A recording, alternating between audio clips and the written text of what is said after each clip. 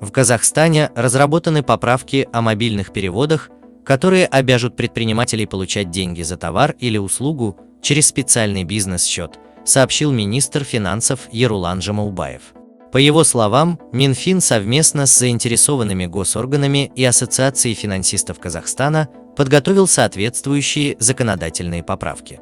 Эти поправки сейчас находятся на рассмотрении парламента. Основной смысл в чем?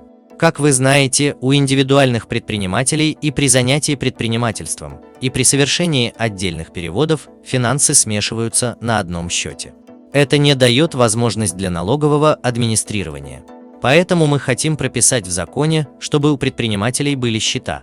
Один для ведения предпринимательства, а второй для личных целей, сказал Жамаубаев на пресс-конференции.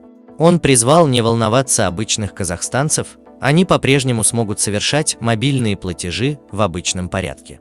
С деньгами, которые они пересылают друг другу для ежедневных целей, ничего не будет. Весь процесс в этом случае будет сохранен в прежнем виде. Эти изменения нужны только для фискализации мобильных переводов предпринимателей.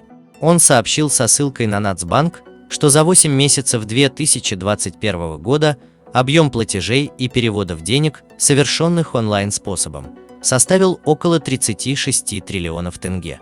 Это значительная сумма, подчеркнул Жамаубаев. Как пояснили в пресс-службе Минфина, будет разработан специальный механизм, который позволит определить, что предприниматель получает доходы со счетов, не предназначенных для такой деятельности. Данные поправки не затрагивают личные переводы физических лиц.